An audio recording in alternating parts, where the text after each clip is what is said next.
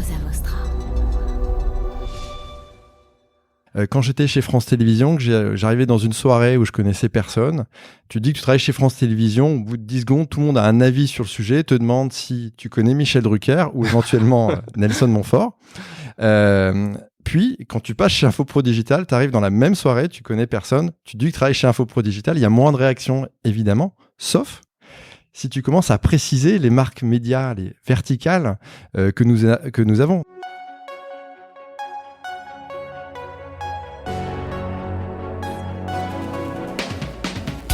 Bienvenue dans Mediarama, le podcast qui explore la galaxie des médias. Ici, nous partons à la rencontre de celles et ceux qui façonnent les contenus, les usages et les stratégies de demain. Je suis François Desfossés, cofondateur de Cosa Vostra, agence de conseil tech et créative. Nous accompagnons les médias dans leur transformation digitale. Contactez-moi sur mediarama@cosavostra.com, sur LinkedIn ou sur notre site cosavostra.com.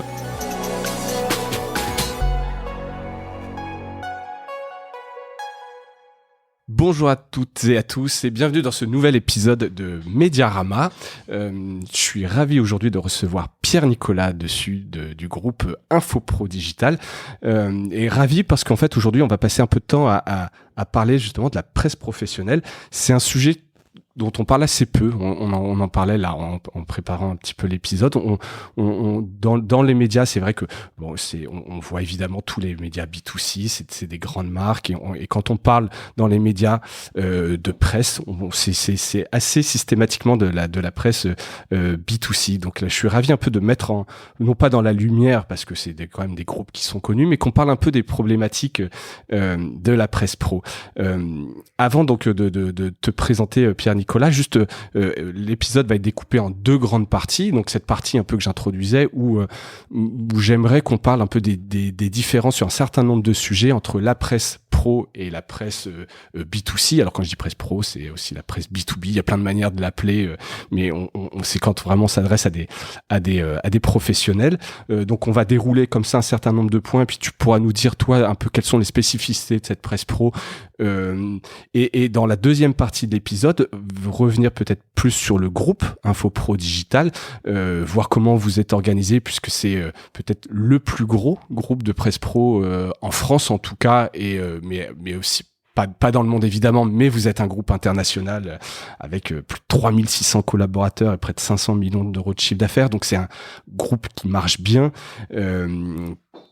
Et donc on passera un petit peu de temps à expliquer justement votre business. Et puis moi ce qui m'intéresse c'est comme on parle assez peu de vous, de la presse pro et d'infopro, peut-être que tu nous donnes des learnings, des retours d'expérience, des choses qui marchent bien et dont les médias même B2C peuvent s'inspirer des bonnes recettes, parce que ça fait donc longtemps que la presse pro existe, infopro peut-être un peu moins, mais donc il y a probablement plein d'enseignements qu'on va pouvoir évoquer qui peuvent servir nos auditeurs.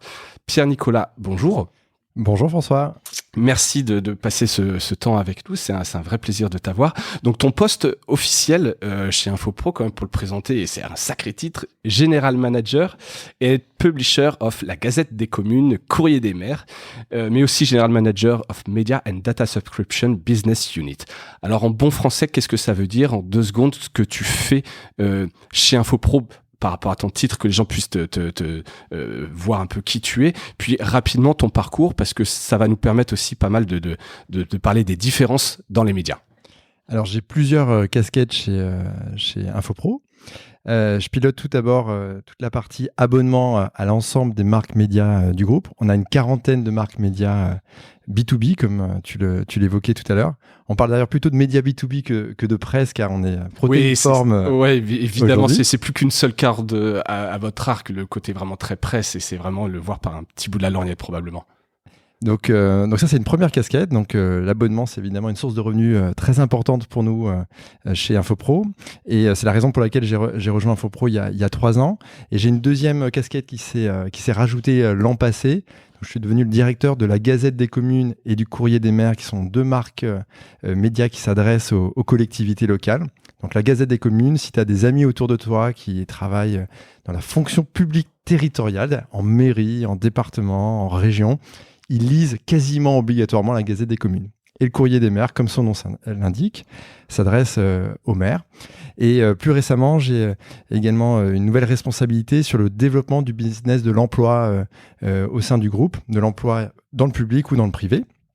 Et également une nouvelle offre qu'on a lancée il y a 18-24 mois qui s'appelle l'Open Data pour les collectivités locales, donc qui sont du contenu de bases de données, d'informations démographiques, économiques, et arrangées pour les collectivités locales, pour les aider à piloter leur territoire et à communiquer sur leur territoire. Et à communiquer. Ça, on en reparlera parce que je pense qu'il y a des trucs assez intéressants autour de ce sujet-là. Et donc pour que ceux qui ne te connaissent pas te situent bien, donc ça fait donc 3 ans que tu as rejoint le groupe Infopro Digital en provenance de France Télévisions où tu étais en charge du marketing digital et de la data déjà. Absolument, tout à fait. Donc moi j'ai un parcours maintenant, ça va faire une quinzaine d'années dans les médias et le digital avec des allers-retours entre le B2C et le B2B. J'ai débuté il y a donc 15 ans de cela au monde, ce qu'on appelait le monde interactif, le monde.fr à l'époque où je pilotais le développement de l'édition abonnée. C'était une époque où tout était gratuit sur Internet et voilà. C'était le tout début. Exactement. Maintenant, ils sont vraiment focus là-dessus, mais c'était le début. Je pense que ça devait être dans un coin, se dire comment on peut développer les abonnements. Exactement, pour diversifier les sources de revenus et pas dépendre que de la publicité. Et c'était une bonne idée puisque la crise de 2008 est arrivée juste après. Donc moi, je pilotais cela pendant 3 ans, Monde.fr. Puis j'ai rejoint un groupe B2B qui s'appelle Read Business Information. Il y avait à l'époque un magazine qu'on connaît bien dans le secteur qui s'appelle Stratégie. Je travaillais sur le marketing digital également. Et j'ai rejoint en 2012 Bruno Patino et notamment Yann Chaplon qui avaient rejoint France Télévisions pour travailler sur le plan d'accélération numérique du groupe. Et effectivement, comme tu l'as dit, j'étais en charge du marketing digital puis de la data pour l'ensemble du groupe. Donc voilà, des allers-retours entre B2B, B2C. Et à la fin de mon expérience chez France Télévisions, je voulais revenir sur des challenges plus business que ce que je pouvais rencontrer chez France Télévisions. Et donc, j'ai fait, entre guillemets, une diagonale opposée entre médias audiovisuels publics avec des gros moyens, 3 milliards de budget, qui est France Télévisions, vers un groupe B2B que tu évoquais, Infopro Digital, avec une très grande culture entrepreneuriale, business. Ouais, c'est ça qui doit innovation très forte. Beaucoup changer, effectivement, avec France Télévisions. Enfin, c'est une maison qu'on aime tous, mais c'est vrai c'est en termes d'entrepreneuriat, d'efficacité, de ROI, c'est pas la même culture, hein. C'est pas la même culture, c'est pas le même objectif non plus.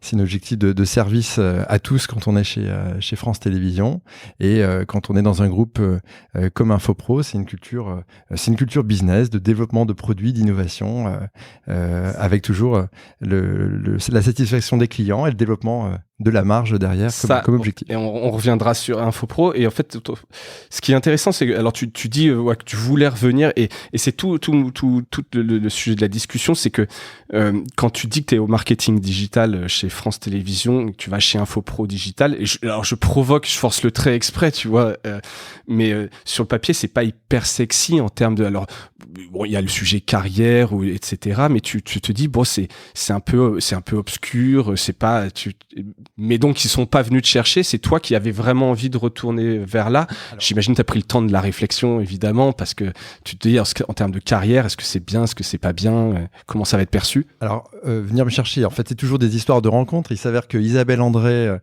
qui est donc ma boss chez Infopro Digital, j'avais failli bosser pour elle lorsqu'elle était directrice numérique du Parisien à la fin des années 2000. Finalement ça s'était pas fait à l'époque, mais on était resté en contact. Et puis donc en 2017, j'étais contacté par 2-3 personnes du top management d'Infopro et qui recherchaient une personne pour accélérer la transformation numérique du business d'abonnement. Et ils ont pensé à moi, on a échangé et le projet de développement qu'ils avaient, la culture entrepreneuriale du groupe qui était forte et le fait, qui est aussi un élément important à mes yeux, c'est que c'était une entreprise en croissance qui investissait. Infopro, c'est une entreprise qui a été créée en 2001 et qui s'est construite notamment par différentes acquisitions, par différents rachats. Et c'est en moyenne 20% de croissance annuelle depuis 2001. Ouais, donc sur le papier, tu te dis que tu as des opportunités qui a des moyens, qui a des projets ouais. et qui avancent. Et ça, c'est je pense aussi important quand on a envie d'apprendre, qu'on est curieux. Voilà. Ouais, c'est aussi une des raisons de... Ouais, les capacités d'investissement, de mettre en place des projets, et donc tu nous diras tout ce que tu as fait. Mais voilà, j'essaye d'opposer un peu volontairement donc les médias B2C et médias B2B. Donc là, j'ai un certain nombre d'items. Ce que je te propose, c'est pas prendre la défense mais c'est plutôt d'expliquer comment dans un média B2B ça se passe, ou la perception, tu vois, notamment la perception des gens du monde des médias. Donc toi, tu nous dis, tu as regardé un petit peu sur le papier. Est-ce que dans l'écosystème des médias, les gens t'ont interrogé, par exemple, sur ce choix en te disant j'ai pas spécialement envie d'aller bosser dans un média B2B, je parle pas d'Anthony ou quoi que ce soit. Oui, effectivement, où sont vos bureaux, on est basé à Anthony. Et je suis déjà allé, mais ce sont des très chouettes bureaux en l'occurrence.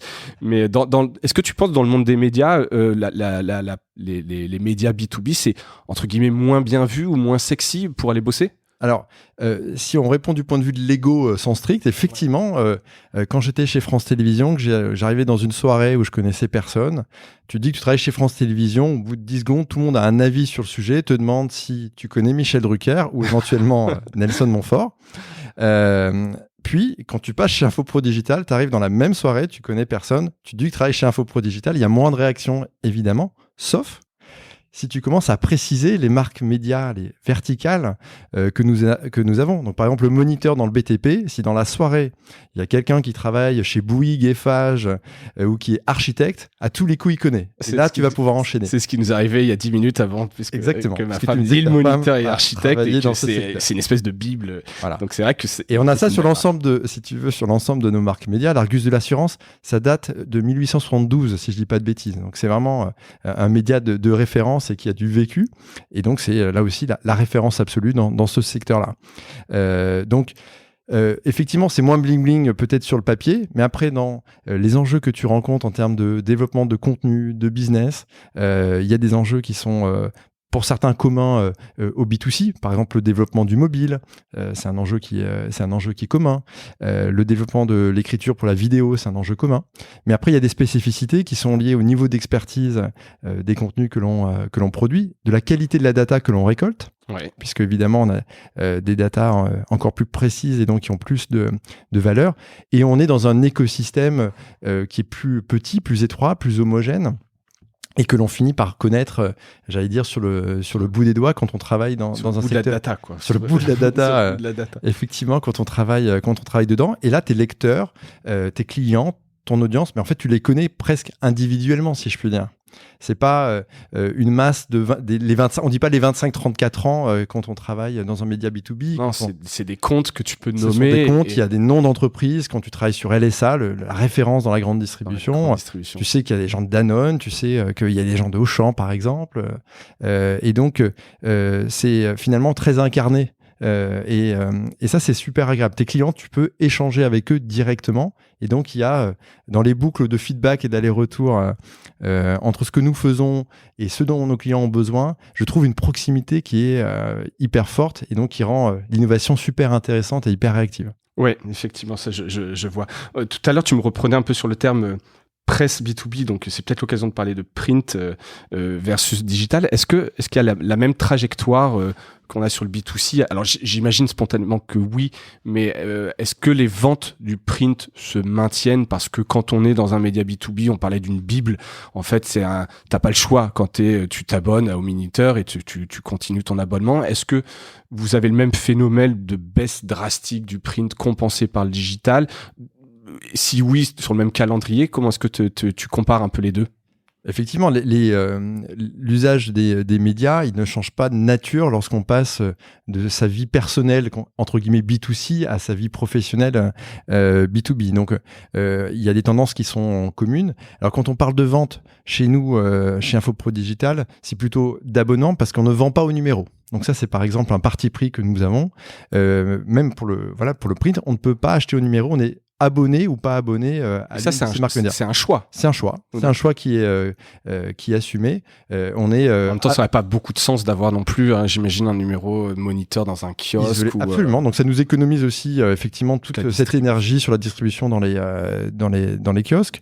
Donc on a tout l'enjeu autour de l'abonnement sur lequel on pourra venir et qui est un des enjeux forts pour nous évidemment. Et donc après pour les autres enjeux, c'est des enjeux d'usage. La mobilité, je viens de l'évoquer. Le fait d'avoir des contenus, des fonctionnalités enrichies pour développer la valeur de l'abonnement et du contenu, c'est clé. Et ça, on le retrouve également dans nos enjeux B2B aujourd'hui. Et après, l'une des spécificités, c'est que il y a une différence entre celui qui va acheter ton abonnement, qui peut être un centre de documentation dans une entreprise, et les lecteurs au sein de cette même entreprise. Oui. Donc ça, c'est propre au B2B. C'est une des particularités que l'on a. Celui qui s'abonne, qui achète, c'est pas forcément celui qui lit au final. Exactement. C'est propre au B2B, même pour d'autres activités. Toi, quand tu fais du consulting, tu peux passer par une direction des achats qui va pas être forcément... Exactement, ni même au courant de la pertinence ou pas de l'acquisition. Ça, c'est assez vrai. Et donc, en termes de marketing, en termes de commercial, tu vas avoir une approche qui peut être distincte ou complémentaire entre l'approche vers l'acheteur et l'approche vers le consommateur de ton contenu en média B2B également. Ok. Tu parlais un peu de contenu. Je voulais voir justement la différence du traitement du contenu des journalistes qui sont dans les rédactions. Comment est-ce donc j'ai fait un épisode avec Alice Antôme qui nous expliquait toute la formation des journalistes à Sciences Po dont tu sors d'ailleurs, donc je pense que tu dois peut-être connaître Alice un peu, et elle me disait voilà qu'ils avaient essayé de former des journalistes économiques, donc vraiment de spécialité. Quels sont, vous, les journalistes que vous recrutez? C'est comment on se spécialise? Est-ce que c'est par passion à un moment donné sur les collectivités? Est-ce que c'est par de manière fortuite, tu te retrouves, t'es recruté, puis en fait tu te spécialises? Comment se passe le traitement de l'information, les investigations, etc.? Est-ce que c'est assez classique, mais sur une verticale, ou il y a des spécificités dans les médias B2B? Alors, il y a les deux, il y a des points communs. On a d'ailleurs des passerelles entre nos univers. Je vais prendre un exemple concret. Le directeur des rédactions de l'ensemble de nos médias collectivités locales chez Infopro, qui s'appelle Guillaume Doyen, vient du Parisien. Il était rédacteur en chef délégué du Parisien. La directrice des rédactions de l'Usine Nouvelle était directrice des rédactions adjointes à l'Express avant. Donc, il y a des mouvements de la presse, j'allais dire grand public, qui existent aussi. Ça marche également dans l'autre sens.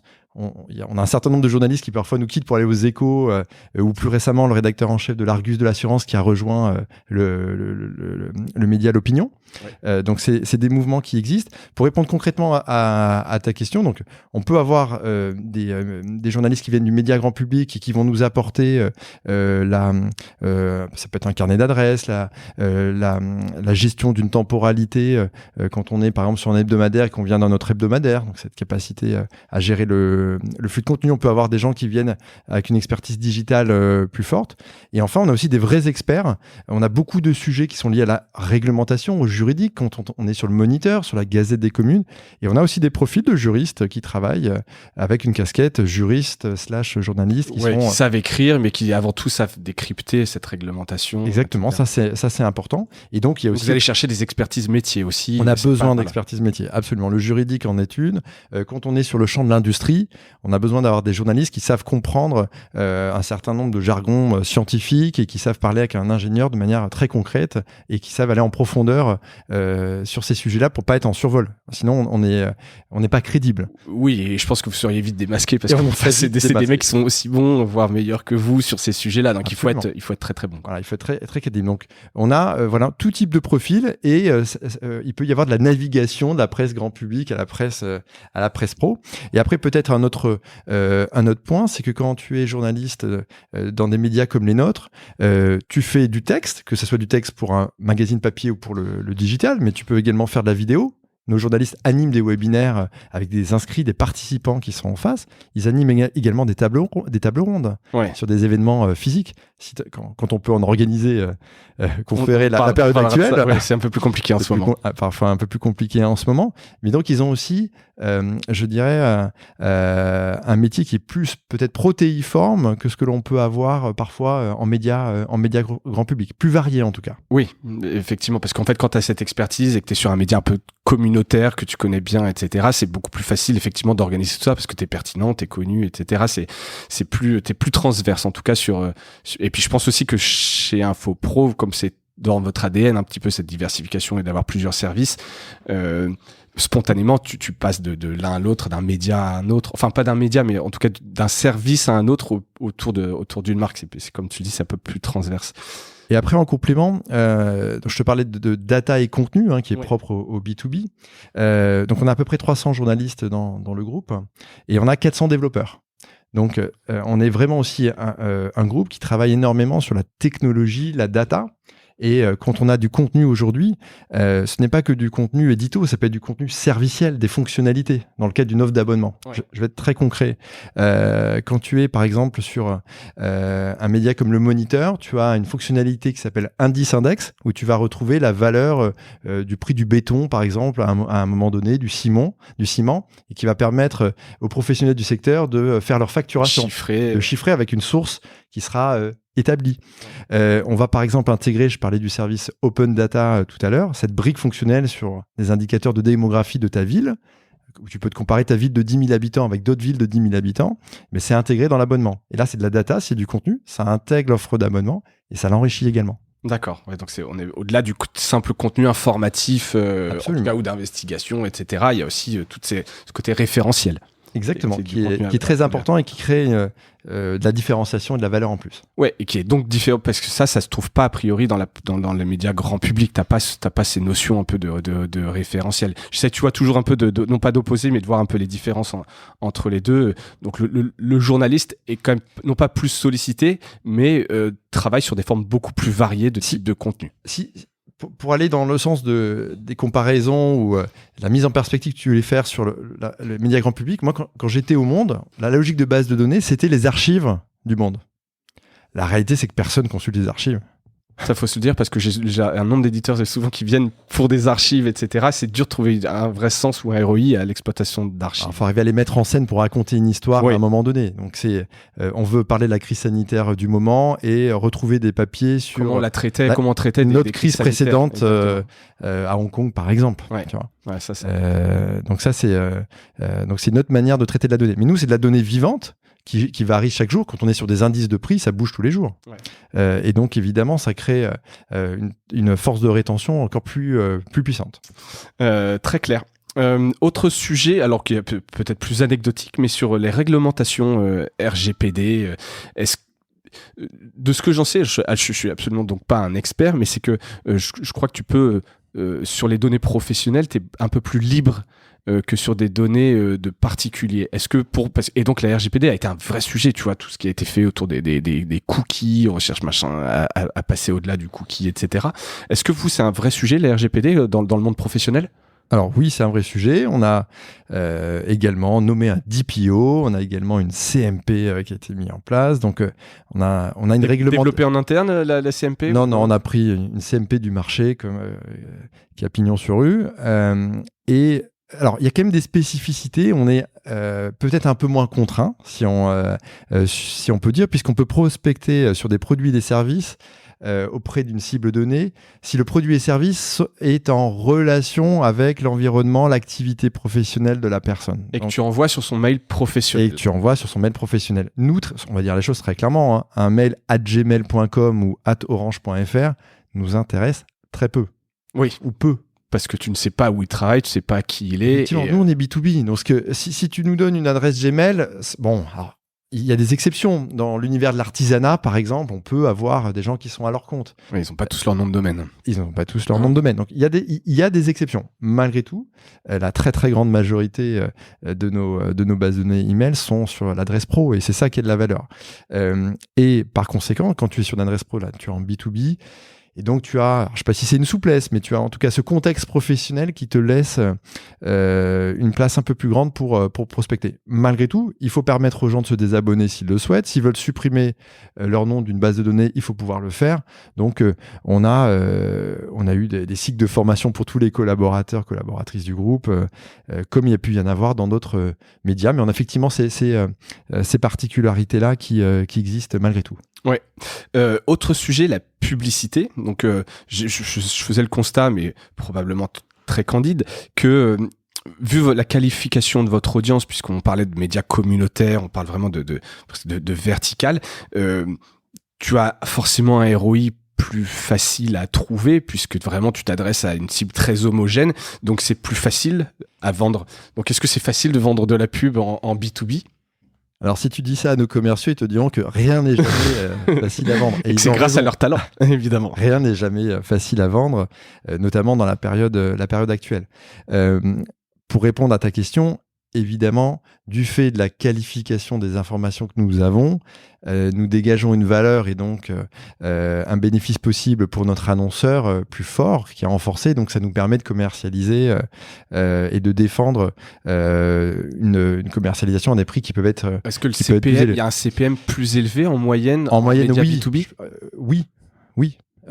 Pour plusieurs raisons. Pour la qualification que je viens d'évoquer, mais également aussi pour le contexte. C'est pas tant la personne qui quête sub dans une entreprise donnée qui est intéressante, c'est aussi que quand elle est sur l'usine nouvelle, par exemple, elle est dans un contexte de navigation et d'usage qui est le secteur de l'industrie. Et donc, la recherche qu'elle va faire sur un potentiel, je sais pas, outil de CRM pour son secteur industriel, il va être là contextualisé de manière beaucoup plus forte que si on ciblait la même personne en train de lire un média ou un site grand public. Oui. Et c'est ça qui renforce également la valeur. C'est l'association de la qualification, de la puissance malgré tout, parce que on a beau être sur des verticales, on a quand même des centaines de milliers de visiteurs uniques, même certains millions de visiteurs uniques par mois sur certaines marques médias, et tu rajoutes à cela la dimension de contexte, et c'est ça qui te donne de la force. Des intentionnistes, etc. Tu peux aller très loin si tu sais bien traquer. Si tu sais bien traquer. Après, nous, ce qui nous intéresse, c'est vraiment de vendre des offres commerciales sur mesure. Donc le display est une des composantes, mais quand on va essayer de répondre à un brief client, on va essayer de donner une vision globale. Donc ça peut être du print, une page de publicité dans le magazine, ça peut être du display, ça peut être peut-être une prise de parole sur un événement. Ouais. Ça peut être aussi peut-être générer du lead qualifié. Ça, c'est propre au B2B. La génération de lead. Générer un contact qualifié, quelqu'un qui aura rempli un formulaire parce qu'il veut acheter des fontaines à eau, par exemple, et donc il va se qualifier. Et puis nous, derrière, on va proposer cette demande aux fabricants, à 2-3 fabricants de fontaines à eau, par exemple. Ouais. Donc ça crée beaucoup de valeur. Et en B2B, nos clients recherchent des intentionnistes, pour reprendre le terme que tu utilisais, qui ont un projet. Et plus le projet est précis, plus la date d'échéance du projet est courte, et plus ce projet est bien décrit avec une valeur donnée, plus tu le vends cher. Plus tu le vends cher, évidemment. Après, c'est des maths. Si c'est un produit qui vaut 50 000 euros, tu imagines qu'un annonceur est prêt à mettre une certaine somme pour avoir un prospect qui va transformer, même si c'est qu'à 10%. Non, voilà, évidemment. Voilà. Après, c'est des maths. C'est des maths, exactement. Mais comme les AdWords sur Google, comme du un serrurier à Paris, ça vaut une fortune parce qu'en fait, tu es dans un contexte où il y a un sentiment d'urgence, etc. C'est comme tu viens justement sur cet exemple précis de rappeler le contexte. C'est pas tant la personne qui crée la valeur sur l'exemple. Non, mais c'est bien le contexte. On est le 14 juillet et il est 23h parce que ça n'arrive que le 14 juillet à 23h. Toujours. Ce genre de choses. Exactement. Et là, effectivement, ça a énormément de valeur. Donc la publicité, oui, plus qualifiée, mais le display, ce n'est qu'un élément parmi d'autres.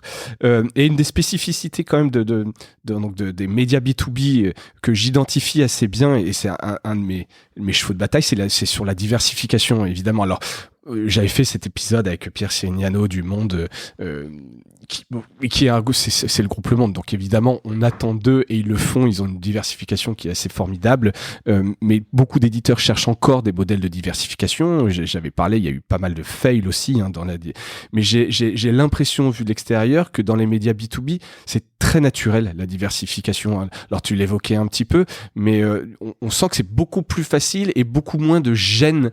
Je sais pas si c'est au niveau de la direction ou des journalistes, mais bon, comme on s'adresse à des pros, on est entre pros et c'est très naturel dans l'ADN des médias B2B. Ouais, c'est une bonne question. Alors, je fais ce constat-là, qui a, en termes d'exemples de diversification, de très très beaux exemples en B2B, et je vais t'en partager quelques-uns chez nous. Quelles peuvent être les raisons de cela? Il y a probablement une culture business qui est plus forte. Oui, parce qu'on parle de business en fait, quel que soit le business. On s'adresse à des gens qui sont des professionnels. Donc, on est dans un environnement business. Donc, il y a une culture business qui est extrêmement forte. Et une culture business ne veut pas dire qu'il n'y a pas d'éthique non plus. Hein. Totalement. Tu as raison de le rappeler. Mais je le rappelle parce qu'on peut faire du journalisme de qualité avec une éthique tout à fait respectable et sérieuse et en même temps travailler la diversification et le business. Avant de donner des exemples concrets, peut-être qu'une des raisons, c'est que on connaît très très bien nos clients et leurs besoins, puisque nous les rencontrons régulièrement, quasiment quotidiennement, puisque ce n'est pas, pour prendre l'exemple des jeunes de 25-34 ou ce terme horrible de la ménagère de moins de 50 ans, par exemple, qui donne une espèce de description, on ne sait pas qui est vraiment derrière, ça paraît très lointain. C'est très lointain. C'est très lointain. Pas de nom. Nous, c'est très concret.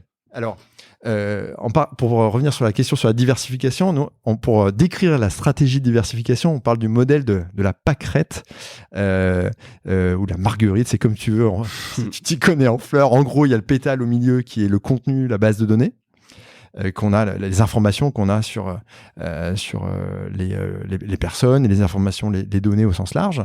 Et les pétales sont l'ensemble des services qu'on a autour. Alors, la publicité, c'est un service. L'abonnement, c'est un service. Là, on est sur les trucs basiques, si on peut dire. Mais on a rajouté d'autres pétales à cela. On a évoqué tout à l'heure les leads. Donc, générer des leads qualifiés quand il y a des gens qui ont des projets en cours, qualifier cette demande et les vendre à un potentiel annonceur intéressé, c'est un service supplémentaire. On a évidemment de la data, du marketing direct qui existe très bien. On le fait également. On a créé il y a quelques années de cela un institut d'études qui s'appelle Infopro Digital Études. On a été très créatifs sur le nom. J'allais dire très original. Mais tu vois, très factuel. Ouais. Pourquoi on a créé un institut d'études ? En fait, on se rendait compte qu'on avait des instituts comme IFOP, Ipsos qui nous appelaient pour louer nos bases de données pour relayer leurs enquêtes. Parce qu'ils n'arrivaient pas à adresser les personnes dans le secteur professionnel qui souhaitaient toucher. Parce qu'ils ne savaient pas où ils étaient, comment les contacter, Ils ne etc. les connaissaient pas. Ils les connaissaient pas. Autant l'échantillon 1000 Français représentatifs, ça, ils savent très bien faire. Autant quand il s'agissait de s'adresser à ces bases, c'était plus compliqué. Et donc, à un moment donné, on s'est dit, on va débaucher des gens de ces instituts, puis on va monter le nôtre. Et donc, on a monté notre propre institut et maintenant, on est capable de monter des enquêtes sur mesure, quanti, quali, sur les secteurs en vertical. On a lancé l'année dernière une agence de production de contenu qui s'appelle Infopro Digital Stories, où maintenant, on va être capable de produire du contenu écrit, audio, vidéo pour la marque en direct. On a de plus en plus, en termes de marché, ce qu'on appelle les médias propriétaires. Hein, c'est-à-dire que les annonceurs veulent communiquer sur leurs propres médias eux. Ça peut être leur site web, un blog. Et donc, on va les accompagner là-dessus. Un autre exemple encore, les webinaires. Donc ça, c'est évidemment une activité qui s'est fortement développée sur les 6 derniers mois, comme tu peux l'imaginer. Et là, c'est encore un service en plus. On propose de monter un webinaire 45 minutes en général, avec du contenu. On peut le faire sur mesure pour l'annonceur, qui peut venir avec un cas client sur le plateau. Le faire en marque blanche totalement. Ouais, ou même sur notre site. Et c'est très clair que c'est l'annonceur qui a financé cela. Et tu peux t'inscrire pour assister au webinaire. Et l'annonceur pourra récupérer les informations des inscrits, par exemple. Donc, ça génère également du lead. Donc, c'est à la fois un format super utile pour faire de la pédagogie. 45 minutes pour parler d'un produit, c'est formidable. L'annonceur peut récupérer la vidéo et l'utiliser en tant que contenu plus tard dans l'année, par exemple. Et par ailleurs, il récupère du lead et de la data. Donc, comme tu peux le voir, on a vraiment un écosystème protéiforme autour d'une marque média, autour d'une audience donnée, du contenu, tout ça et est par marque. Alors on a gentiment glissé sur la deuxième partie sur Infopro, sur un peu la structure du business, mais j'ai pas répondu à ta question sur le print du départ qui a amené à tout ça. Oui, la partie print en termes de poids, elle se réduit. Oui, elle est compensée par le digital au sens large, incluant les webinaires, incluant les leads, incluant la data, et pas que le display. Parce qu'on voit que le display standard, c'est pas un marché forcément en hyper croissance non plus. Non, c'est ça. Et à moins d'avoir des stratégies pour que les gens consomment beaucoup plus de contenu, mais c'est très compliqué. C'est pas un axe de croissance en tout cas le display. Vous monétisez les pages. On le monétise sérieusement, mais nous surtout ce qu'on cherche, c'est à diversifier les sources de revenus pour répondre véritablement aux attentes de nos clients. Ouais. Et donc le print qui devait représenter la très grande majorité des revenus il y a 5 ans, aujourd'hui, ça reste une partie plus petite, c'est inférieur à 50% aujourd'hui, c'est du chiffre d'affaires d'Infopro, le print. Sur la partie marque média, le print est vraiment, en termes de poids, en train d'être réduit au profit de ces autres leviers. Sachant que, donc là, je passe donc à la partie 2 officiellement sur InfoPro et jingle. Ouais, voilà, le petit jingle. Mais c'est un très bon point. Il faut que je travaille sur un petit jingle Mediarama. Sur la structure du business, donc tu dis le print, c'est moins de 50% du pôle média, qui est donc lui-même... Il y a quoi d'autre comme pôle? C'est quoi la structure d'InfoPro? Je rappelle quasiment 500 millions d'euros de chiffre d'affaires. Alors, effectivement, alors, pour rappeler ce qu'est ce groupe, donc créé en 2001 par Christophe Cheska, le groupe s'est construit par différentes acquisitions au fil du temps. Il y a en avoir une trentaine en 20 ans. Donc aujourd'hui, effectivement, c'est 440 millions d'euros de chiffre d'affaires, 3600 personnes. Et on a depuis 2-3 ans accéléré à l'international, en Europe en particulier, pour diversifier là nos zones géographiques. Et donc on a un tiers du chiffre d'affaires au moment où je te parle qui est réalisé en dehors de la France. D'accord. C'était 0% il y a 3 ans. Ouais, donc, oui, ça c'est, voilà.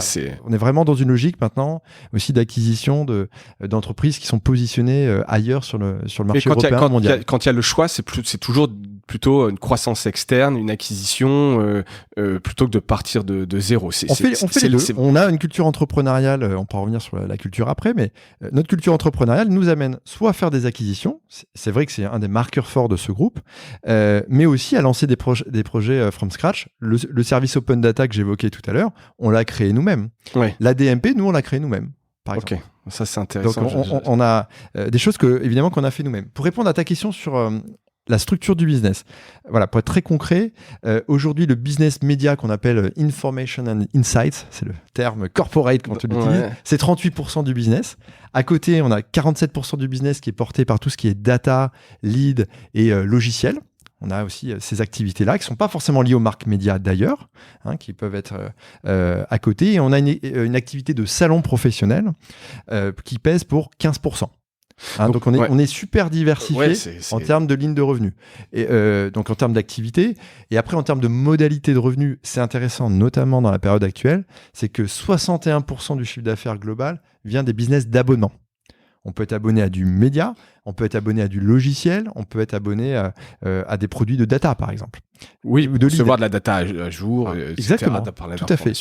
Et comme ça te permet aussi d'avoir, on parle beaucoup aussi de subscription economy. Ouais. Là, ça nous permet aussi d'avoir un business qui a de la visibilité, puisque quand tu as d'abonnement, c'est du recurring revenue. Tu sais, oui, c'est à peu toute près l'année prochaine. Ouais, donc, côté vertueux un peu de l'abonnement, qui est un truc et que tu connais bien. Et alors, quand même, une des spécificités du média pro, c'est quand même justement sur l'abonnement, comme on disait tout à l'heure, c'est pas la personne qui s'abonne qui va le lire, et donc toute la notion de licence, c'est pas un abonnement à un particulier, c'est-à-dire que tu abonnes une entreprise. Tu parlais en fait, quand tu parlais, on les connaît, tu citais des entreprises, tu disais pas monsieur Durand ou madame Dupont, c'était vraiment des entreprises, mais derrière, donc c'est des, juste pour bien comprendre techniquement, c'est des licences multi-utilisateurs, et comment vous gérez ça alors petit aparté technique, quoi, je sais pas comment tu contrôles, comment tu gères ça. C'est un super levier de croissance, nous, sur le business média d'abonnement. C'est-à-dire qu'on a lancé, donc c'est une des raisons d'ailleurs pour laquelle j'ai rejoint le groupe, c'était d'accélérer cette activité-là qui est 100% numérique pour le coup. Si on dit les choses schématiquement, en prenant un exemple, je sais pas, concret,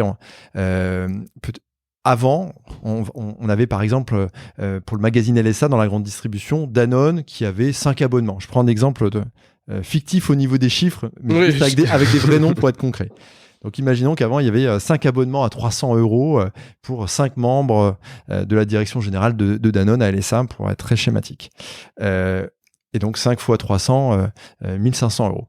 Et ben, on a développé une offre qui permet de dire aujourd'hui, chez Danone, tu vas équiper les 1000 collaborateurs du siège dans tel lieu, l'ensemble des équipes commerciales, marketing par exemple, et on va abonner les 1000 personnes qui vont avoir un accès soit via IP, soit via un compte avec login, mot de passe. Login, mot de passe.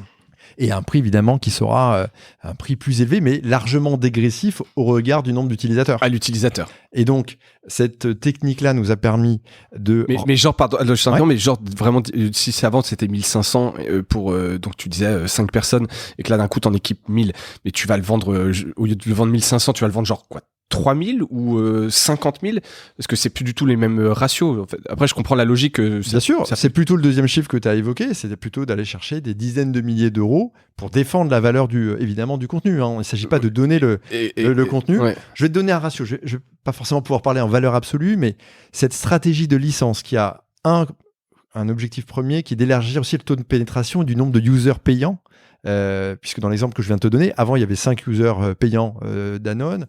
Maintenant il y en a 1000. Maintenant il y en a 1000. Donc tu vois que ton taux de pénétration dans ton marché grande distribution, là tu l'as franchement fait grandir. Et tu as vu par rapport au modèle pétale-pâquerette que c'est aussi intéressant. Oui.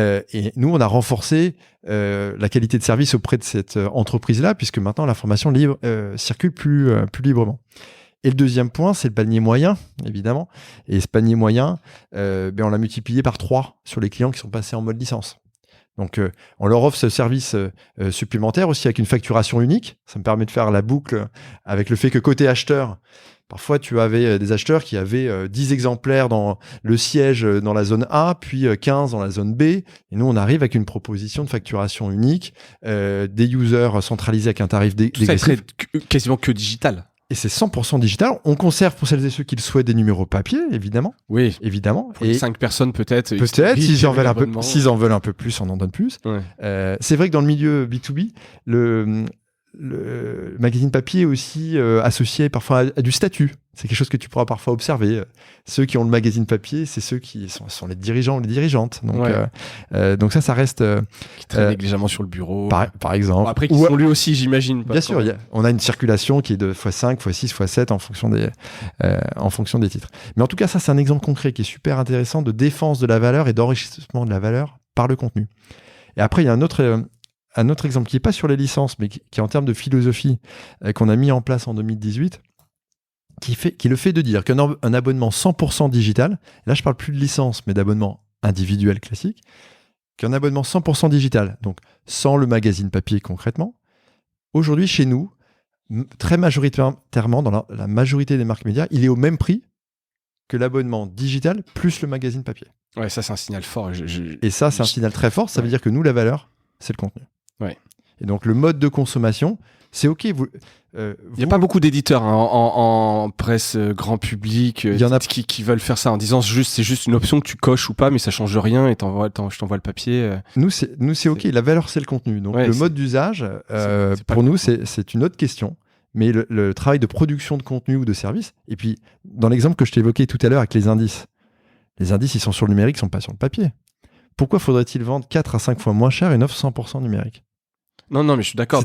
Donc juste pour rappeler, c'est pas que vous offrez le papier pour le même prix, c'est que vous avez un prix d'abonnement pour votre contenu. Absolument. Vous l'avez monté, vous n'avez pas baissé le prix. C'est exactement. On a défendu la valeur. Vous avez défendu la valeur. Et si demain on arrive dans un monde, alors moi ça fait 15 ans que j'entends que le papier va disparaître, il est toujours là malgré tout, même s'il y a une décroissance sur un certain nombre de médias, notamment dans le grand public. Si demain ce papier devait être fortement réduit, pour nous, ça ne change pas grand-chose. La valeur presque à l'inverse. Vous auriez des coûts de production en moins, limite, ça améliore la marge. Moins tu as de gens qui consomment du papier chez toi, plus ta marge est bonne. Alors, effectivement, les coûts de fabrication liés à la production du magazine, c'est un coût que tu ne retrouves pas forcément sur le numérique, mais tu as aussi, quand il y a un usage papier, peut-être une rétention qui est supérieure, un taux de réabonnement supérieur. Oui. Donc, c'est multivariable tout ça. C'est multifactoriel. Donc, c'est un savant mélange des deux. En tout cas, nous, notre conviction, c'est de dire qu'il ne faut pas galvauder la valeur parce que c'est du digital. Et ça, c'est vrai que c'est un pari que l'on a fait, qu'on est heureux d'avoir fait. Et je pense que, tu vois, par rapport à ce que j'observe dans les médias B2C avec des abonnements parfois à des tarifs vraiment très, très cassés, ça peut parfois interroger sur la défense de la valeur. Ouais, et puis tu as du mal à revenir en arrière, en fait. Une fois que tu as vendu un abonnement à un prix X, c'est hyper dur de monter. Autant baisser un prix, c'est possible, mais le monter derrière, je pense que quand ça t'a donné la bonne habitude, ouais, c'est très compliqué. Et aussi par rapport au... c'est peut-être plus facile dans un média B2B où t'es le seul, quasiment, je pense que sur plein de vos titres, c'est des monopoles, désolé le terme, mais en fait, où il n'y a pas ou peu de concurrence, parce qu'en fait, c'est des niches, parfois des très belles niches, alors que quand tu es dans un média grand public, tu peux être en concurrence, et donc le prix peut être assez important pour un utilisateur qui peut aller voir ailleurs.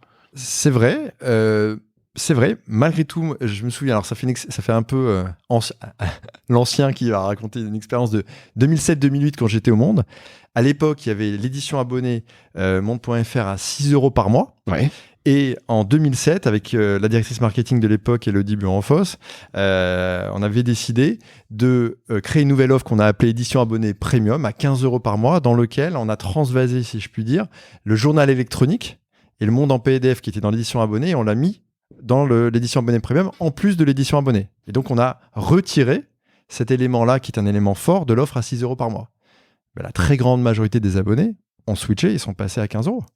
D'accord. Donc On en a perdu plus que doublé, presque triplé le prix de leur abonnement. Mais ça veut dire que la défense de la valeur, ça part aussi de la confiance que tu as dans ce que tu apportes. Alors, c'est pas toujours aussi simple, hein, évidemment. Non, mais le Monde est une marque de référence.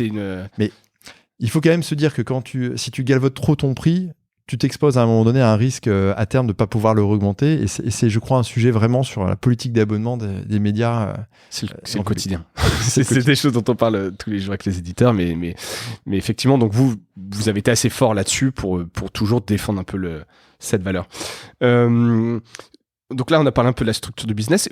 Est-ce que rapidement, comment vous avez traversé cette crise sanitaire, le confinement, alors que ce soit en interne par rapport aux équipes, par rapport au marché publicitaire, aux annonceurs? Est-ce que vous avez un trou de business que vous avez rattrapé? Je parle avec d'autres éditeurs qui, sur le digital, ont déjà rattrapé leurs pertes. Font mieux déjà que 2019, donc c'est plutôt cool. Donc je sens quand même que sur le digital, c'est très fort, enfin ça revient bien, et la confiance des annonceurs et les CPM qui remontent. Comment vous en sortez? Comment vous avez traversé cette crise? Alors, plusieurs... Qui n'est pas terminée d'ailleurs. Qui est encore en cours là, quand on se voit mi-octobre 2020. Ouais. Déjà, première chose, on a mis les équipes en mode 100% télétravail avant même le confinement. Donc on s'est préparé. Et pourquoi on s'est bien préparé? Parce qu'on avait des collègues en Asie, notamment à Hong Kong, qui ont vécu la crise avec 2-3 mois d'avance. Donc là, le fait d'être présent partout dans le monde nous a aidé à aller assez vite, à anticiper, très clairement. Très clairement. Deuxième, et on avait déjà fait un numéro 100% à distance au moment des grandes grèves de fin décembre ou de novembre dernier en 2019. Je me souviens, sur l'usine Nouvelle, les équipes avaient produit l'hebdomadaire de la semaine 100% en dehors de l'entreprise. On avait déjà une espèce de numéro 0 de comment on bosserait ensemble. Donc on n'avait pas peur par rapport à ça, et nos équipes IT ont super bien bossé pour l'équipement, donc ça c'était OK. Deuxième élément de réponse. Business. Alors pas encore business, sur les coûts. Ouais. Parce qu'on parle, je trouve pas souvent des coûts en médias, mais nous, au bout de 24 heures de confinement, on a décidé d'arrêter l'impression des magazines pour les 2 mois de confinement. Et donc il y a une décision avec Isabelle, direct, on a dit on arrête de fabriquer. Pendant le confinement, on ne fabrique plus et on n'expédie plus de magazines papier. On passe en 100% numérique. De manière un peu opportuniste ou... Enfin, j'imagine que c'est peut-être un... Non, de manière très pragmatique. Nous, on est B2B. Les gens, ils reçoivent notre média papier en au bureau et ils sont confinés chez eux. Ça n'a pas de sens. Donc, récupérer les adresses pour les envoyer au domicile, trop fastidieux. Compliqué. Donc on a fait le choix 100% numérique. On a enrichi l'expérience d'abonné en donnant accès à des bases de données qui étaient parfois plus restreintes.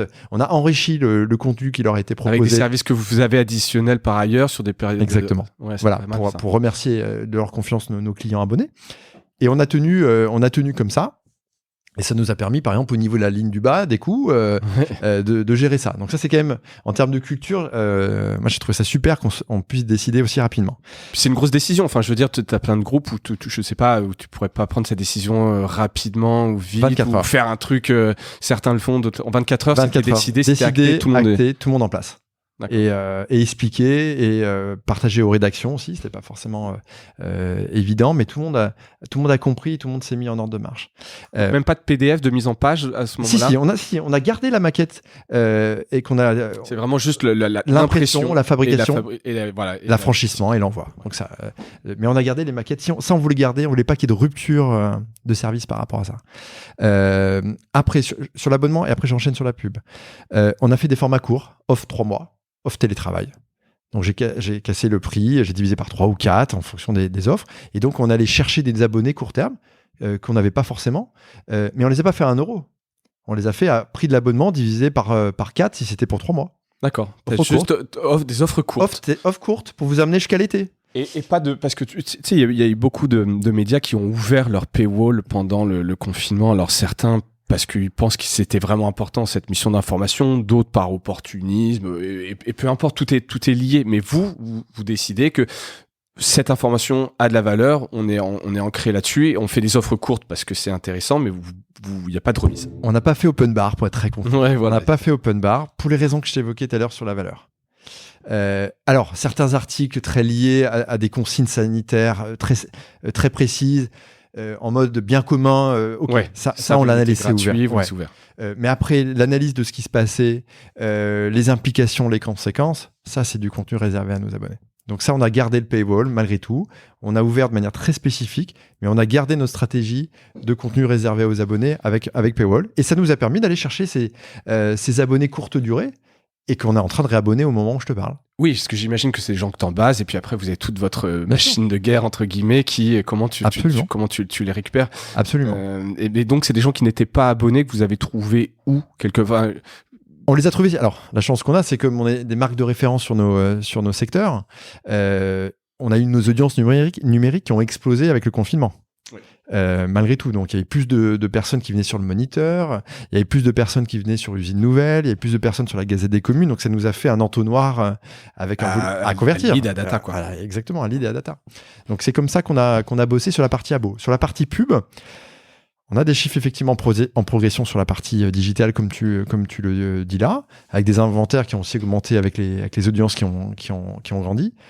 On a eu les webinaires qui ont été une opportunité extraordinaire, puisque comme il n'y avait plus d'événements pendant le confinement, les gens massivement s'inscrivaient à nos webinaires. Par exemple, sur un webinaire qu'on a fait sur la Gazette des Communes, donc qui est le média de la fonction publique territoriale, on a fait un webinaire à 1500 inscrits au moment de la sortie du confinement pour savoir comment préparer le retour des agents au bureau. Au bureau. Et donc là, il y a des trucs extraordinaires. Et c'est quelque chose qui n'aurait pas eu lieu en physique. C'était la création d'un format, d'un webinaire au bon moment, et 1500 inscrits. 1500 inscrits, animés par la rédaction. Ça, c'est vendu, c'est gratuit, c'est pour les abonnés. Alors, les webinaires, on les a fait 100% gratuits d'un point de vue de la participation. D'accord. Et après, c'est financé par la publicité. Ça peut être du sponsoring. Oui, un annonceur, un sponsoring. Exactement. Et là, il y a des choses pendant le confinement qui ont été assez... collecter de la data. On collecte de la data aussi. Et des choses assez étonnantes. On a ce webinaire dont je te parle, il y avait le directeur général des services du département du Loiret qui explique qu'il a mis en place des fiches pour ses collaborateurs pour expliquer comment revenir au bureau, comment circuler dans l'espace, etc. Et dans l'audience qui participait au webinaire, il y a des gens qui ont dit mais c'est super, nous on n'a pas les moyens, on est dans une petite collectivité, on n'a pas les moyens de monter ces fiches-là. Est-ce que vous seriez d'accord pour nous les donner? Le gars a dit ok, il s'appelle Luc Chaperon, directeur général des services du Loiret. Merci. Merci à lui. Et donc on a écrit un article avec les fiches du DGS du Loiret qui ont été rendues accessibles à l'ensemble des collectivités. Ça c'est sympa parce que tu as un côté un peu interactif, absolument, d'échange. Ça c'est plutôt cool. Donc sur les séminaires, donc les webinars comme on dit, vous sentez qu'il y a une énorme opportunité business. C'est pas juste un effet d'aubaine parce qu'il y avait eu le confinement, etc. Tu sens qu'il va y avoir un grand shift et que vous sentez une belle opportunité et que vous allez investir éventuellement. Comment tu sens parce que vous êtes très fort sur l'événementiel. Enfin, vous faites pas mal d'événementiel, on n'en a pas énormément parlé. Vous allez continuer, l'effort va être shifté sur tout ce qui est digital. Alors, il est peut-être un peu tôt, peut-être. Il est un peu tôt. Nous, on est une entreprise très pragmatique, donc on s'adapte. La chance que l'on a eue, c'est qu'on avait acheté une boîte qui s'appelle Companeo il y a 2 ans, en 2018, qui fait de la lead gen, et qui avait dans son portefeuille une plateforme de webinaire qui s'appelle Webikeo. On a acheté en 2018, on a lancé de manière un peu plus industrielle les webinaires en 2019, on arrive en 2020, le confinement et tout ce qui s'ensuit. Et donc là, on a la plateforme en tant qu'outil maison qui existe. Et donc là, pour nous, ça a du sens de continuer à développer ça. On n'est pas en train de dire qu'il y aura que des webinaires demain et plus d'événements physiques. Ce qu'on pense, c'est que c'est un doux mélange, comme beaucoup de choses dans la vie pro. Et perso d'ailleurs, c'est un équilibre entre des moments de rencontre que peuvent être les salons et des moments d'échange avec des contenus plus courts. Un webinaire, chez nous, c'est 45 minutes, 30-45 minutes. Au-delà, on pense que c'est trop long. Et 45 minutes, ça te permet de le mettre sur un créneau d'1 heure de rendez-vous. Oui. Tout bêtement. Ouais, ton Outlook, tu peux le poser 45 minutes. Si tu fais 1h15, ça déborde, c'est plus compliqué. Ouais, et les gens se disent je dois prendre ma demi-journée et tu t'as un peu moins de monde. Non mais c'est vrai, ça c'est vrai. Plus le côté interactif dont tu parles, c'est moins top-down. Tu peux faire tu me parlais des one-to-one, enfin pour rencontrer des gens. Enfin donc les outils. Donc il faut des plateformes. Donc là, il faut des plateformes. Quoi. On a une plateforme de webinaire qu'on a et on est en train de travailler sur des solutions aussi de plateformes pour nos événements et nos salons pour que les gens se rencontrent. Là, c'est vraiment le complément aux événements physiques que tu évoquais tout à l'heure. Dans le contexte qu'on est en train de vivre, là, les salons, évidemment, c'est avec les histoires de jauge à 1000, à 500, c'est plus compliqué. Donc on fait des modèles qu'on va qualifier d'hybrides, avec des événements de taille plus petite, et en complément, une plateforme où les gens peuvent se rencontrer. Là, par exemple, aujourd'hui, le 15 octobre, on a notre salon Top Recrutement qui a eu lieu 100% numérique, qui a été digitalisé en 7 jours. Il devait avoir lieu à l'Arche de la Défense initialement. La semaine dernière, on a compris que ça sentait pas bon et qu'on allait être trop contraint. Il devait y avoir plusieurs milliers de personnes. Et donc, on a switché, on est passé avec un partenaire. Hein. Là, on s'est associé avec un partenaire pour l'événement. Et au moment où on se parle, il y a plusieurs milliers de participants qui sont en train de rencontrer des futurs employeurs sur la plateforme et également d'assister à des conférences. Et donc, ça, on va apprendre. Hein. Ce soir, on va faire le bilan et on va apprendre. Mais évidemment, ça va orienter notre politique de produits numériques dans les prochaines semaines. Ouais, probablement. Et avec un mix, une formule à trouver, effectivement, entre, comme tu le disais, entre le présentiel et le full digital. Je pense ça va être assez intéressant à voir l'évolution. Je sens une espèce de bouillonnement quand même dans tout ce monde-là où on se dit de toute façon, il faut faire des rencontres. Moi, je pense que ça va être passionnant. Et il y a une autre variable auquel on ne pense pas encore beaucoup. Par exemple, le télétravail.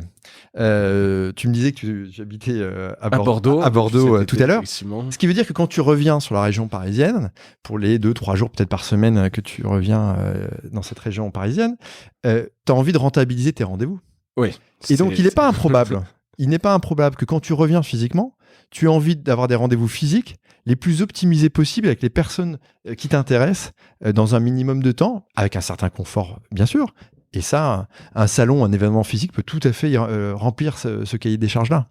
Donc on peut aussi se dire que ce qu'on est en train de vivre, le développement du télétravail, peut renforcer demain, en sortie de crise sanitaire, les rendez-vous physiques, dès lors qu'ils sont optimisés, bien organisés.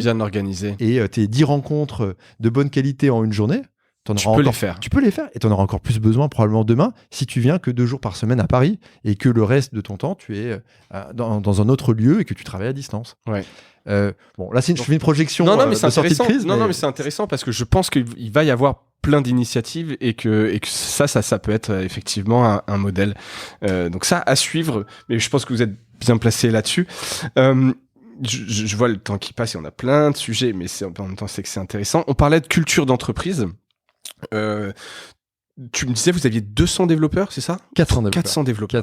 Plus de développeurs que de journalistes. Donc déjà, c'est un marqueur. Oui, c'est un marqueur. Après, on est plus qu'une boîte média, comme je te disais tout à l'heure. C'est 35%, 37% de notre chiffre d'affaires sur le média. Comment vous dites que vous êtes quoi comme boîte Infopro ? Parce que moi, et toi et moi, on vient un peu plutôt des médias, donc on se dit c'est une boîte média B2B. Mais c'est quoi ? C'est une boîte d'information ? C'est une boîte d'information et de services aux professionnels, pour être très concret. Et on a trois grandes missions. Évidemment, informer nos clients. Ça, c'est un des éléments du triptyque. Un deuxième élément qui est leur apporter du business et du chiffre d'affaires. Et troisième élément, améliorer leur efficacité, leur efficience. Okay. Leur faire gagner du temps. Mais voilà, c'est ça les 3 grandes dimensions. Et pour faire ça, il peut y avoir du média, il peut y avoir de la marketplace, il peut y avoir de la base de données, il peut y avoir du logiciel. Ouais, tous les pétales dont on parlait, effectivement. L'exemple que je viens de te donner sur le salon 10 rendez-vous en une journée, c'est de l'efficience. Ouais. Ça peut être de la génération de business si tu as un contrat à la fin de ta journée, ouais, mais c'est de l'efficience aussi. Ouais. Et ça peut être de l'information parce qu'il y avait une conférence qui t'a appris des choses sur l'open data à laquelle tu as assisté pendant ce salon, cet événement. Qu'il soit physique ou numérique d'ailleurs. Ouais. Donc effectivement, il y a une logique et il faut bien articuler tout ça. Voilà. Et donc, c'est ça notre enjeu. Et ça, on l'applique avec un cahier des charges très précis sur 6 secteurs.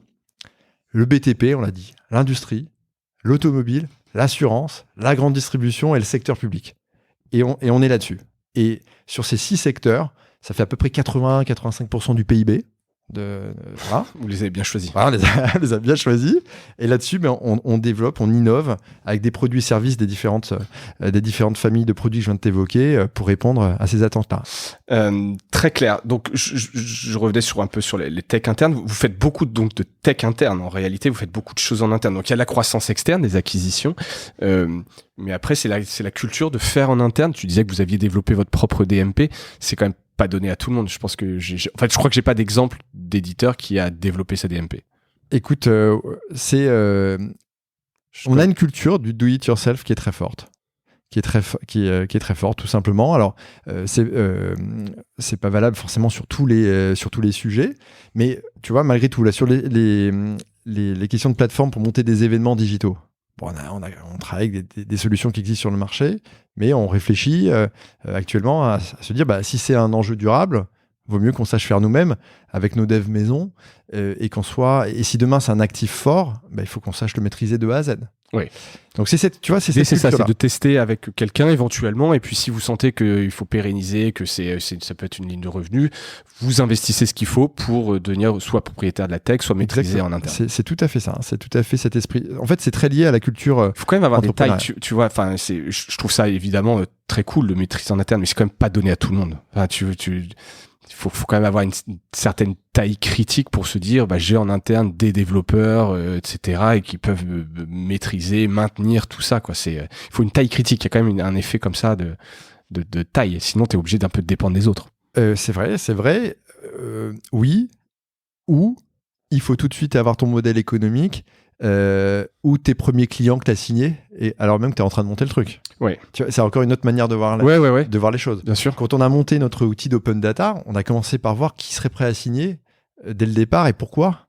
En mode fake it until you make it, et tu te dis que tu as presque ta techno prête, ou c'est un peu je tâte un peu le marché et je vois l'appétence qu'il peut y avoir. Je vois que j'ai des gens qui sont prêts à me suivre, et donc comme je considère que j'ai un niveau de conversion raisonnable, j'y vais. Ok. Mais je me jette pas à l'eau en mettant 3 millions sur un truc où j'ai aucune visibilité.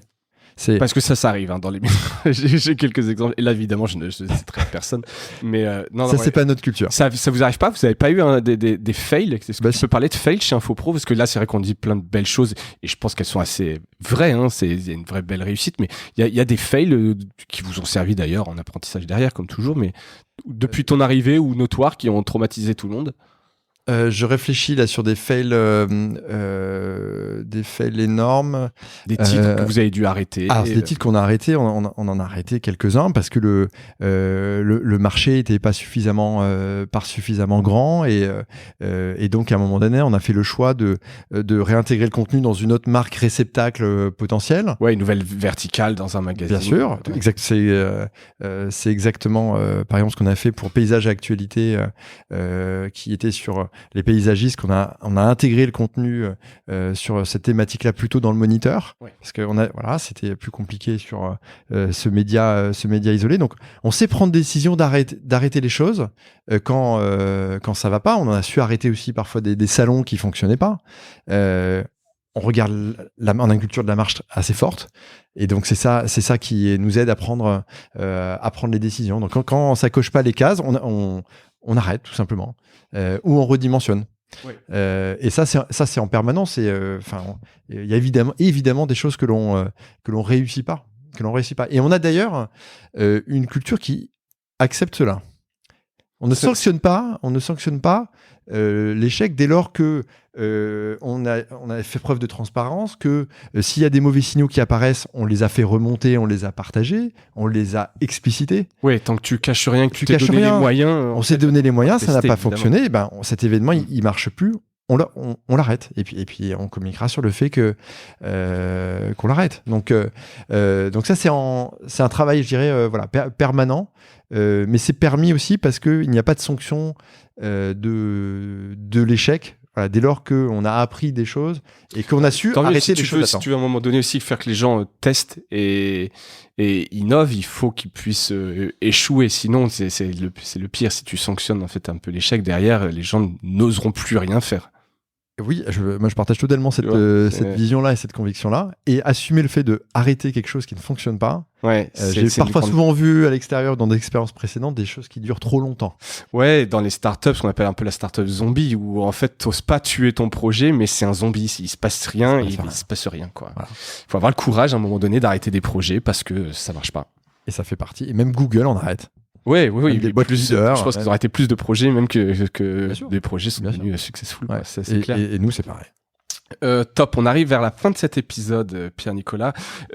Après 3 ans donc dans la presse B2B, t'es heureux, tu sens que voilà, c'est un endroit où il faut, alors pas un endroit, je parle pas d'infopro, mais la presse B2, enfin donc les médias B2B, c'est un océan bleu.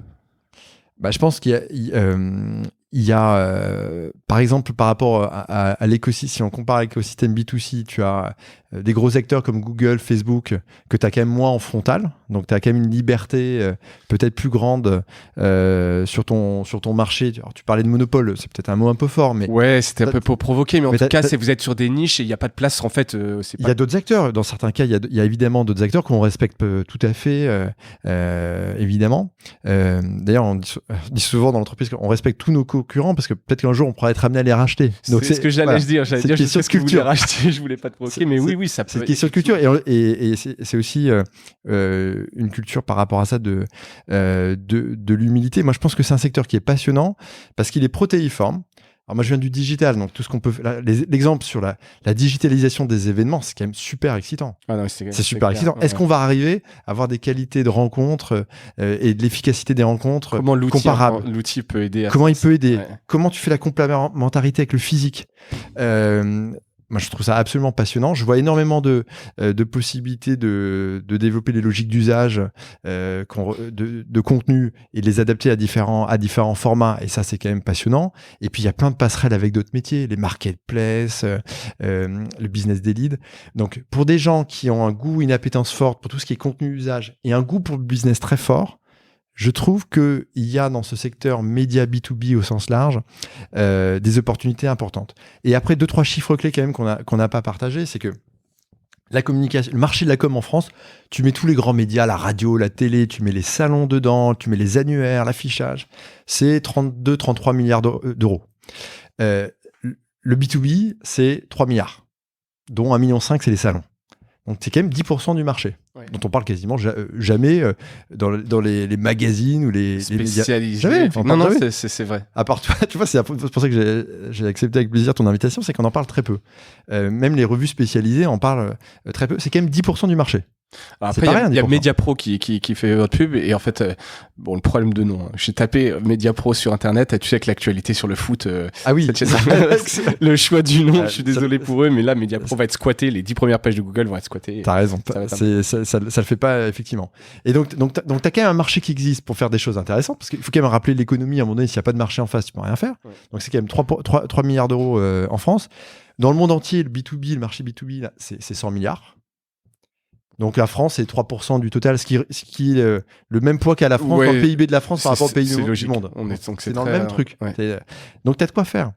Et ça bouge énormément sur ces dernières années. Et quand on vit ce qu'on est en train de vivre là, on peut se dire que les prochaines années, elles vont être pleines d'innovations technologiques, d'innovations sur les contenus, sur les formats, et plein de business et d'opportunités de business. Donc ça, c'est cool. En tout cas, tu as l'air de t'éclater. Ça fait vraiment plaisir. Et j'espère que ça donnera envie à certaines personnes de franchir le pas et d'aller dans les médias B2B où il y a énormément de choses à faire. C'est ce que tu nous dis.